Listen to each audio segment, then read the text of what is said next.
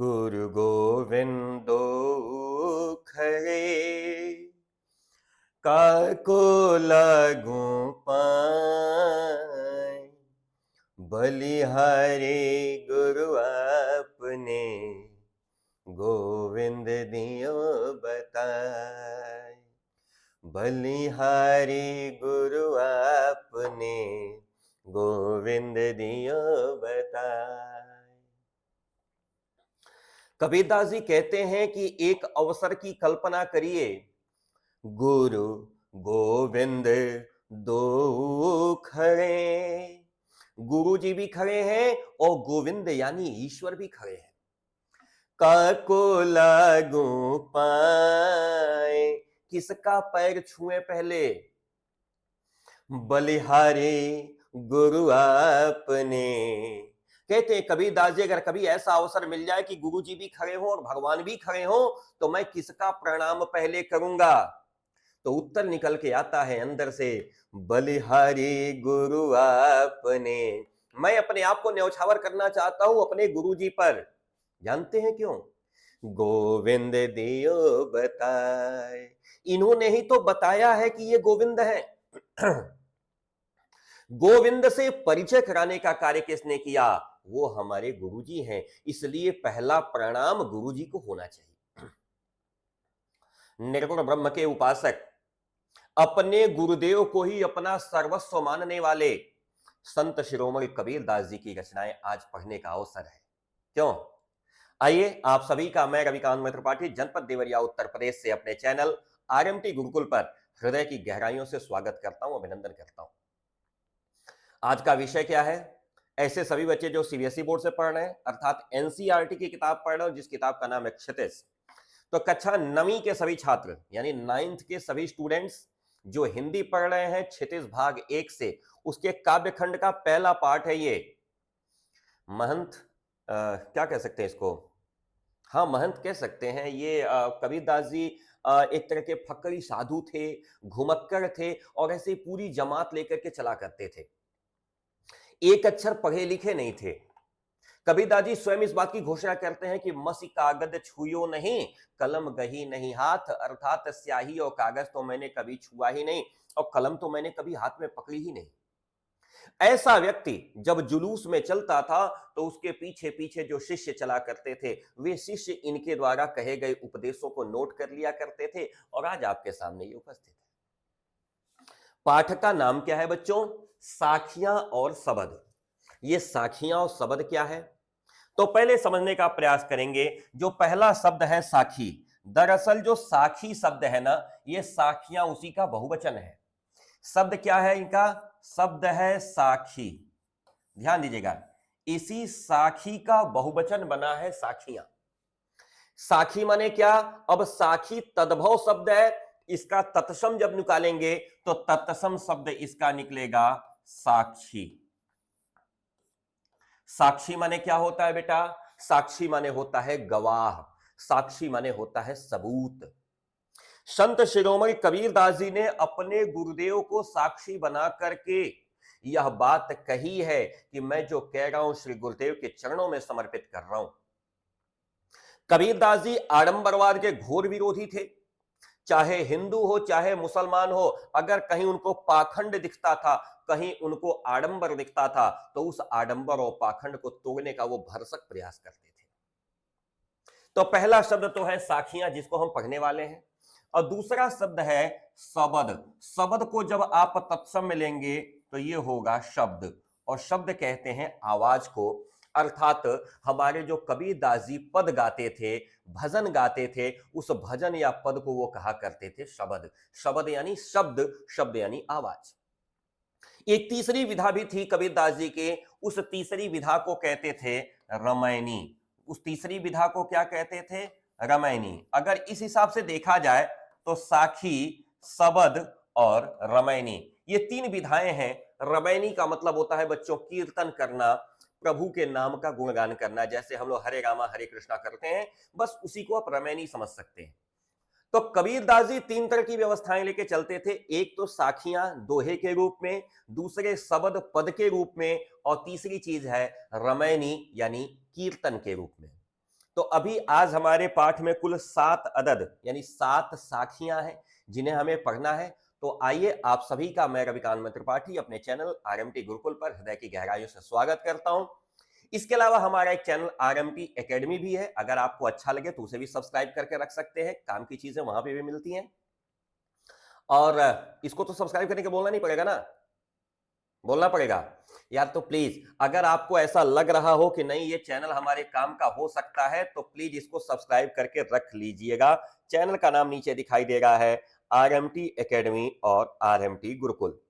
ये दोनों चैनल आपके अपने हैं। बेल आइकन जरूर ऑन कर लीजिएगा, और यदि वीडियो अच्छा लगे तो लाइक कर लीजिएगा।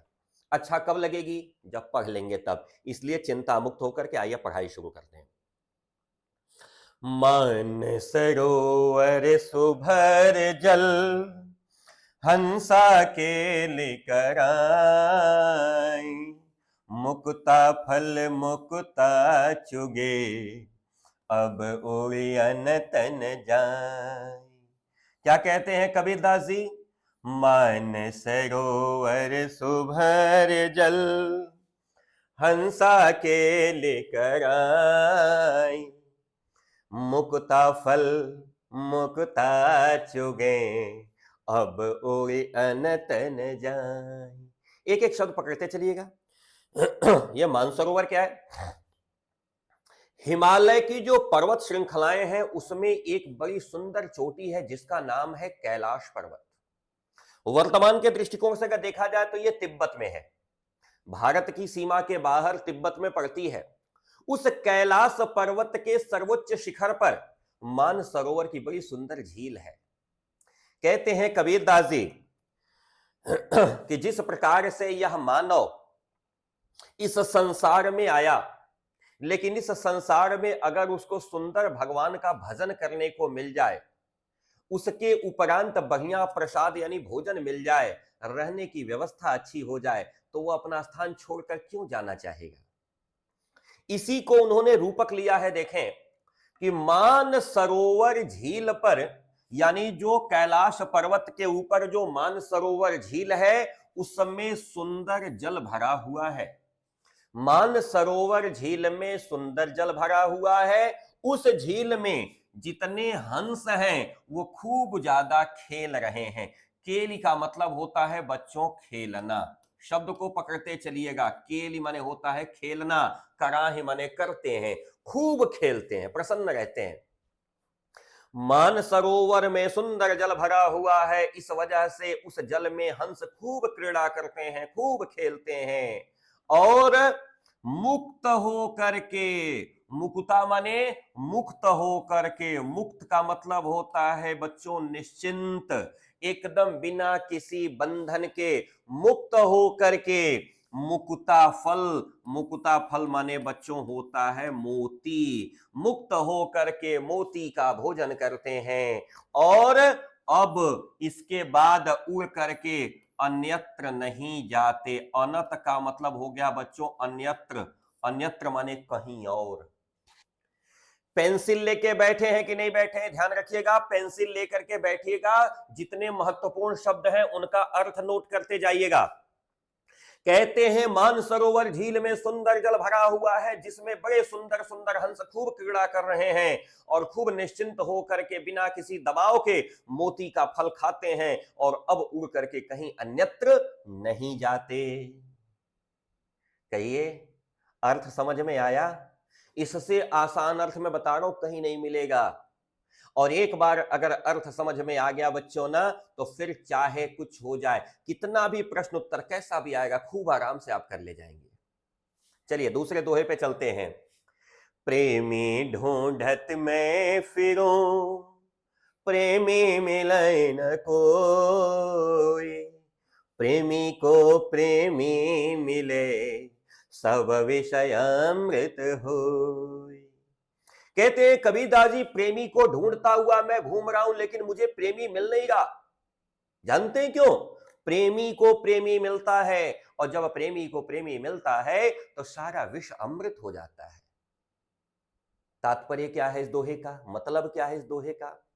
ये बताइए, अगर हम खुद चोर हैं, खुद छली हैं, खुद कपटी हैं, खुद हम धोखेबाज हैं, खुद हम धूर्त हैं, और हम चाहते हैं कि हमको अच्छे और ईमानदार व्यक्ति का साथ मिल जाए। कहां संभव है? एक बार वो जान जाएगा हमको, दूसरी बार हमको छोड़ के भाग जाएगा। कोई रखेगा अपने साथ? आप बताइए। आप हफ्ते हफ्ते दिन तक नहाते नहीं हैं और किसी साफ सुथरे व्यक्ति के साथ रहना चाहेंगे, और रखेगा आपको, छोड़ के भाग जाएगा। कबीरदास जी कहते हैं, प्रेमी ढूंढत मैं फिरूं, मैं प्रेमी को ढूंढते हुए घूम रहा हूं, लेकिन प्रेमी मिले न कोई, लेकिन मुझको कोई प्रेमी नहीं मिल रहा। तात्पर्य क्या है कि मैं खुद वैसा नहीं हूं। इसलिए जीवन में अगर किसी का साथ करना है, जीवन में किसी के साथ रहना है, जीवन में किसी से मित्रता करनी है, तो उसके अनुरूप व्यवहार बनाया जाए। इस दोहे का यही मतलब है कि प्रेमी को ढूंढता हुआ मैं घूम तो रहा हूं, लेकिन मुझे प्रेमी मिल नहीं रहा। इसलिए नहीं मिल रहा क्योंकि प्रेमी को प्रेमी मिलता है, जो प्रेम करने वाला होता है उसी को प्रेम करने वाला मिलता है। तात्पर्य, आप जिस व्यवहार के होंगे आपको उसी व्यवहार के लोग मिलेंगे, यानी आपको जिससे मिलना है वैसा ही व्यवहार बनाना पड़ेगा। गुरु जी का प्रिय होना है तो कॉपी समय से पूरी करनी पड़ेगी, कॉपी पे कवर लगाना पड़ेगा, याद करना पड़ेगा। अब गुरु जी पढ़ा करके चल दिए और आप पढ़े ही नहीं, तो ये दोस्ती कितने दिन चलेगी बताइए? आप गुरु जी के प्रिय हो पाएंगे? कमेंट में बताइए, एक बार मैं देखना चाहता हूं। गुरुजी ने पढ़ाया बड़े मन से, गुरुजी ने कहा कि बच्चों इसका शब्दार्थ लिख लेना, बच्चों इसका क्वेश्चन आंसर लिख लेना, बच्चों कॉपी पूरा करके चेक करा लेना। आप करीबे नहीं करेंगे, गुरुजी डंडा लेके घूम रहे हैं क्लास में, चलो दिखाओ कॉपी।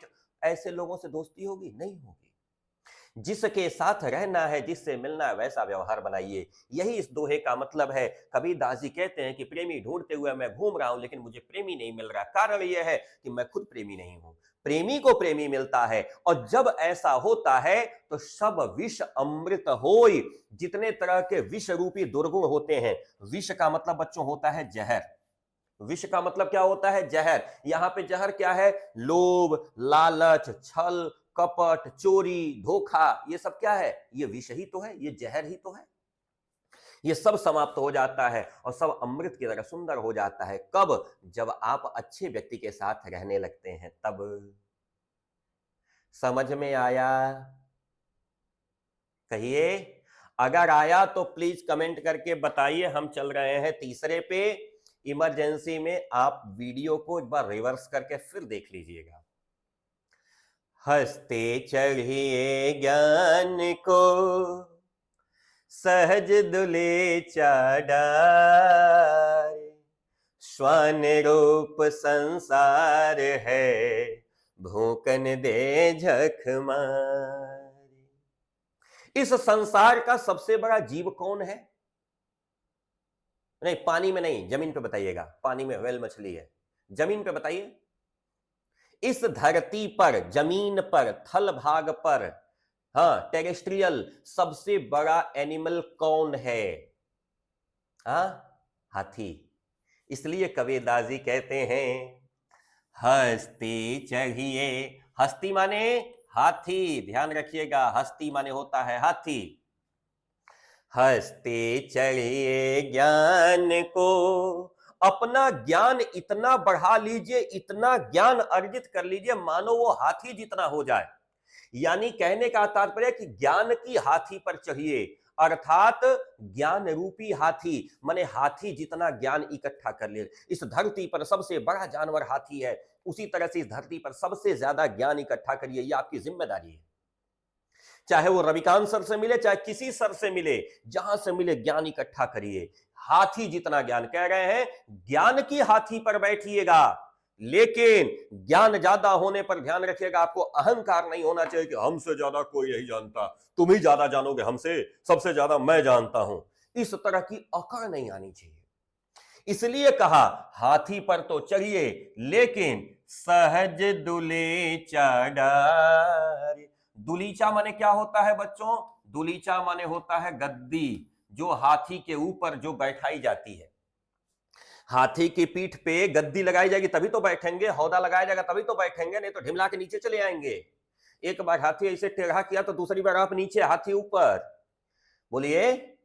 इसलिए कहा कि उस पर दुलीचा तो लगाना पड़ेगा, गद्दी तो लगानी पड़ेगी। तो वो गद्दी कैसी होनी चाहिए? सहजता की होनी चाहिए। सहजता माने सिंप्लिसिटी की होनी चाहिए। साधारण तरीके से रहिए, बनावटीपन, दिखावा मत करिएगा, अहंकारी मत बनिएगा, घमंडी मत बनिएगा। ज्ञान के अर्थ में इस दुलीचा का अर्थ क्या है? सहज दुलीचा माने बिना घमंड के, बिना अहंकार के रहिएगा। हाथी पर बैठिए, किसकी? ज्ञान की हाथी पर बैठिए, लेकिन उस पर गद्दी सहजता की लगाइएगा। और जब आप ज्ञान की हाथी पर बैठ जाएंगे, अर्थात जब आपको ज्ञान हो जाएगा, तो आपको अच्छे से पता लग जाएगा इस संसार के लोग बिना मतलब की बातें करते रहते हैं। यह संसार कैसा है? स्वान रूप। स्वान माने बच्चों होता है कुत्ता। नोट करिए, स्वान माने कुत्ता। जैसे आप लोग कई बार देखे होंगे, फोर व्हीलर वगैरह से रात को कभी जाइए तो किसी गांव से गुजरिए तो वहां के जो कुत्ते होते हैं भौंक भौंक करके दौड़ा लेते हैं और थोड़ी देर बाद अपने आप चुप होकर किनारे हो जाते हैं। आपने अनुभव किया है? अरे yes sir, no sir, thank you sir, कुछ तो लिखो यार कमेंट में, हमको पता कैसे चलेगा कि आप तक मेरी बात पहुंच रही है। देखा है ना? बस वही मैं कह रहा हूं। तो कहा यह संसार कुत्ते की तरह है, इसको भूकने दीजिए। झक मार बिना मतलब का। झक मारना माने होता है बिना मतलब का समय बर्बाद करना। भूकन दे झक मार, बिना मतलब का। कहा यह जो संसार है बिना मतलब का कुत्ते की तरह भौंकता रहता है, इसको भौंकने दीजिए, आप अपना काम करिए। लोग क्या कहेंगे इसके चक्कर में मत पड़िए, क्योंकि लोग क्या कहेंगे इसके चक्कर में आप पड़ जाएंगे तो बर्बाद हो जाएंगे। आप अपना काम करिए, लोगों को जो कहना है कहने दीजिए। एक बहुत अच्छे समाजशास्त्री ने कहा है कि लोग मेरे बारे में क्या सोचते हैं ये भी मैं ही सोचूंगा, तो फिर वो क्या सोचेंगे? अरे सोचने दो ना यार उनको, आप अपना काम करो। इन्होंने कहा ज्ञान की हाथी पर चढ़िए, लेकिन दुलीचा सहजता का लगाइएगा, गद्दी सहजता की लगाइएगा, अहंकार मत करिएगा। और यह संसार अरे कुत्ते की तरह है, भौंकने दीजिए इसको, इससे कोई अंतर नहीं पड़ता, आप अपना काम करते रहिए। समझ में आया? अगर समझ में आया हो यार तो प्लीज वीडियो को लाइक करते चलो ना भाई। एक लाइक कर सकते हो वीडियो को, और चैनल को सब्सक्राइब करके बेल आइकन जरूर ऑन करना, क्योंकि पूरे साल भर मैं आपके साथ रहने वाला हूं और बहुत अच्छी शानदार ऐसी ही पढ़ाई आपके पूरे सारे चैप्टर्स की मैं कराऊंगा। इसलिए कह रहा हूं, आप अगर सब्सक्राइब करके बेल आइकन ऑन कर लेंगे तो नोटिफिकेशन सबसे पहले आपके पास पहुंचेगा। पखा पखी के करने सब जग रहा भूला, निरपख होई हरि के भजे, सोई संत सुजान कबीरा, सोई संत सुजान। कहा कबीरदास जी ने पखा पखी। पखा पखी का मतलब क्या हुआ बच्चों? पक्ष और विपक्ष। पक्ष और विपक्ष का मतलब क्या हुआ? अच्छा बुरा, काला सफेद, गोरा काला। हाँ, ये क्या है? ये पक्ष और विपक्ष है। कहा पखा पखी के करने, पक्ष और विपक्ष के कारण, ये अच्छा है, ये बुरा है, ये बढ़िया है, ये खराब है, इसी के चक्कर में यह पूरा का पूरा संसार भुलाया हुआ है, पूरा का पूरा संसार इसी में खोया हुआ है। ये अच्छा है, ये बुरा है, ये बढ़िया है, ये खराब है। हम भी बढ़िया बढ़िया छांट के ले लेते हैं, खराब खराब छोड़ देते हैं, यही करते हैं ना। कहा पखा पखी के कारणे, अच्छे और बुरे के चक्कर में यह पूरा का पूरा संसार खोया हुआ है। लेकिन निरपख होई हरि के भजे, कौन? जो निष्पक्ष होकर के हरि का भजन करेगा। निरपख माने होता है निष्पक्ष, ध्यान दीजिएगा। जो निष्पक्ष होकर के भगवान का भजन करता है, सोई संत सुजान कबीरा, सोई संत सुजान। जो निष्पक्ष हो करके बिना किसी भेदभाव के हरि का भजन करता है, वही ज्ञानी संत है। सुजान का मतलब होता है बच्चों ज्ञानी। ध्यान रखिएगा, सुजान माने क्या होता है? ज्ञानी। और ये जितना वर्ड्स मैं बता रहा हूं नोट करते जाइएगा, अगर नोट कर लेंगे तो आपकी लाइफ एकदम झिंगा लाला, मैं बता रहा हूं। कहा पक्ष और विपक्ष के चक्कर में पूरा का पूरा संसार खोया हुआ है, लेकिन जो अच्छे और बुरे के चक्कर में न पड़कर निष्पक्ष होकर के चुपचाप केवल भगवान का भजन करता है वही सच्चा संत है। जो इस संसार के प्रपंच में पड़ा हुआ है वो सच्चा संत नहीं है। संत का काम क्या है? भगवान का भजन करना। इसलिए कहा जो निष्पक्ष होकर निश्चिंत होकर के, चाहे अमीर आवे चाहे गरीब आवे, चाहे ऊंची जाति का हो चाहे छोटी जाति का हो, चाहे ज्यादा पढ़ा लिखा हो चाहे कम पढ़ा लिखा हो, चाहे अनपढ़ हो, सबको साथ लेकर के जो ईश्वर का भजन करता है वही सच्चा संत है। पक्ष विपक्ष यही ना हुआ कि पढ़ा लिखा बड़े आदमी आया तो हम उसको ज्यादा सम्मान दे रहे हैं, और कम पढ़ा लिखा अनपढ़ आया तो उसको हम कम सम्मान दे रहे हैं। ये हो गया पक्ष विपक्ष।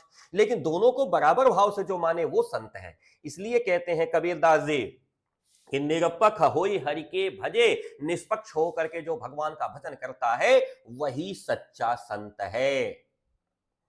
कहिए समझ में आ रहा है? प्लीज यार बताइए ना। हाँ ठीक है, समझ में आना चाहिए।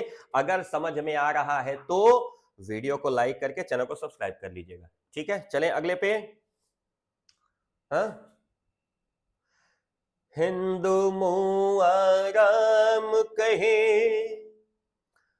मुसलमान खुदाई,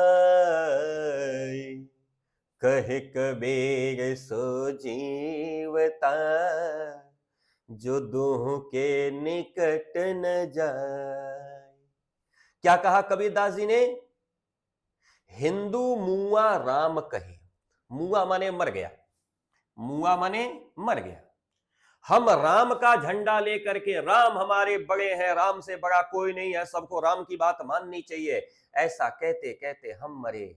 और मुसलमान जो है खुदा का नाम लेकर के खुदा का झंडा बुलंद करते करते मरा। यही तो, यानी हम राम का नाम लेकर के मर रहे हैं, वो खुदा का नाम लेकर के मर रहा है। कहे कबीर सोई जीवता। कबीरदास जी कहते हैं कि वह जीवित रहता है जो दोनों के निकट नहीं जाता। अर्थात जो राम और रहीम, जो राम और खुदा में भेद नहीं करता वही सच्चा संत है, वही जीवित रहता है। बाकी तो लड़ लड़ के सब मर रहे हैं। मेरा राम बड़ा है, मेरा खुदा बड़ा है, इसी के दंगे में तो सब मर रहे हैं। कहते हैं कबीरदास जी की देखो, अपने राम को बड़ा करने के चक्कर में, अपने खुदा को बड़ा करने के चक्कर में लोग आपस में लड़ लड़ के एक दूसरे को समाप्त कर रहे हैं, दंगे भड़क रहे हैं, अवसाद भड़क रहे हैं, लोग एक दूसरे के दुश्मन बन रहे हैं। अरे इससे बेहतर है कि दोनों को एक मानिए, दोनों की इज्जत करिए और इसके बाद आराम से जीवन यापन करिए। समझ में आई बात? आसान है दोहा, कहीं कोई दिक्कत तो नहीं होगी। आइए अगले पे चलते हैं। काबा फेरी काशी गया, राम ही भया रहे। कहते हैं कबीरदास जी काबा से घूम करके मैं काशी आ गया। काबा कहां है बच्चों? कहां है काबा? काबा है मक्का मदीना, जहां पे हज करने हमारे मुसलमान भाई जाते हैं। कहते हैं कबीरदास जी काबा फेरी काशी भया। काबा माने मक्का मदीना, हज करने वाले लोग, और काशी माने काशी वाराणसी, जहां भगवान विश्वनाथ और मां गंगा है।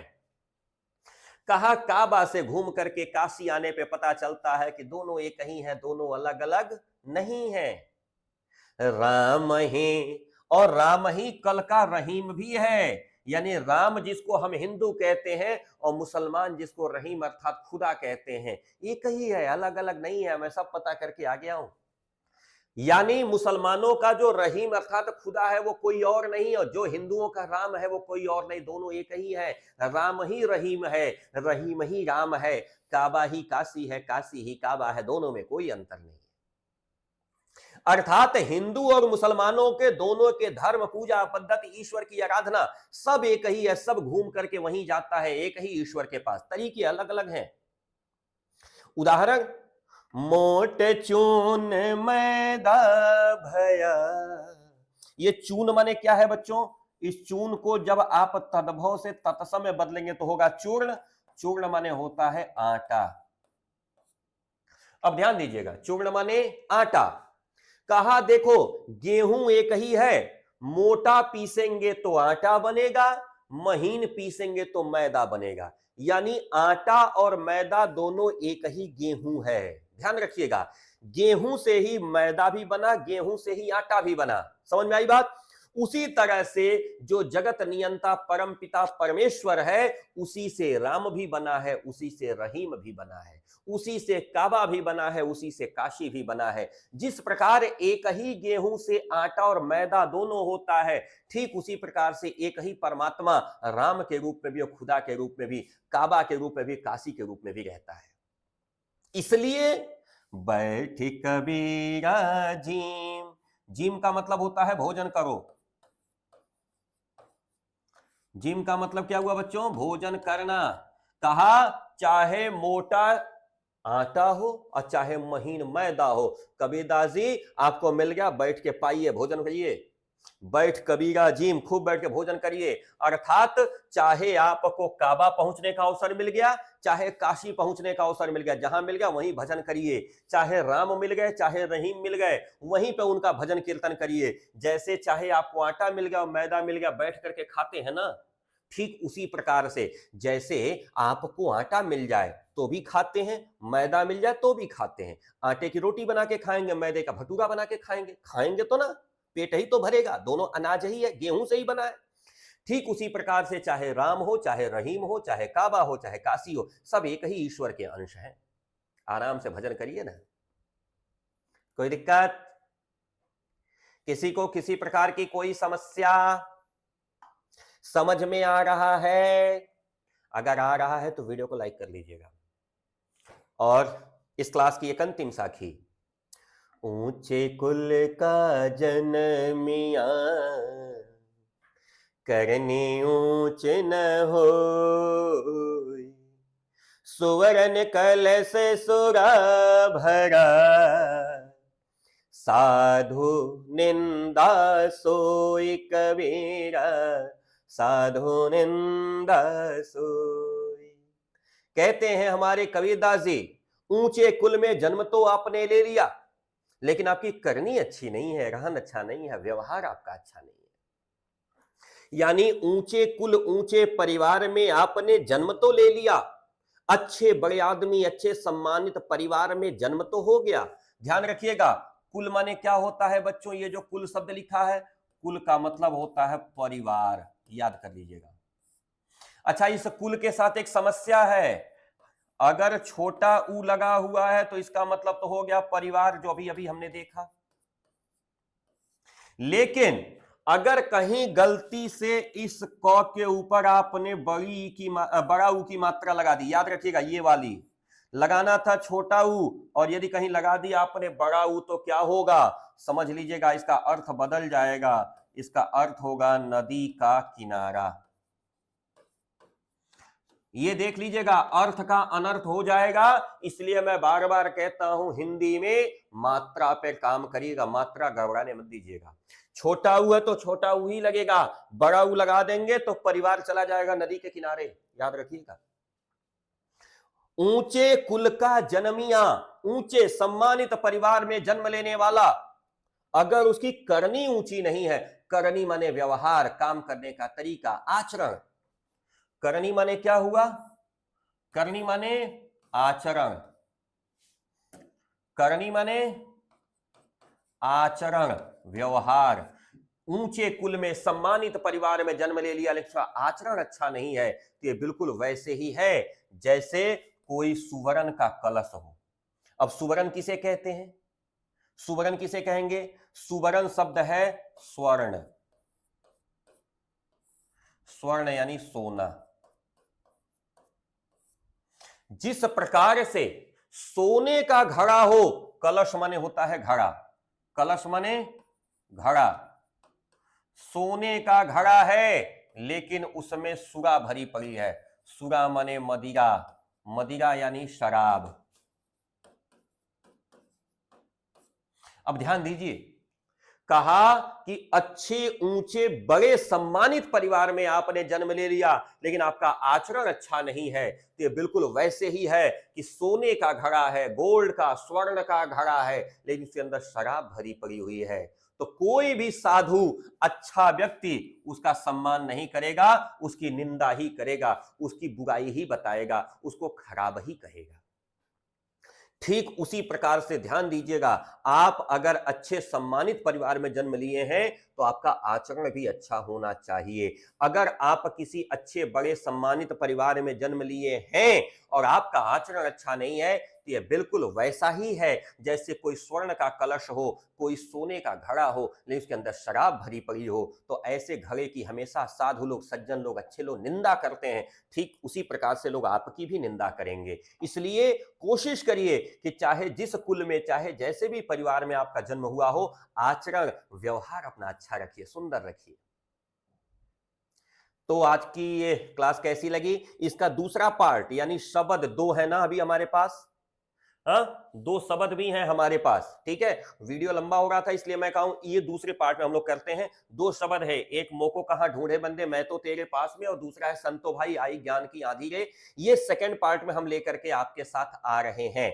तब तक ये जो 7 हमारी साखियां हैं, इनकी बेहतर तरीके से, अच्छे तरीके से आप लोग तैयारी कर लीजिए।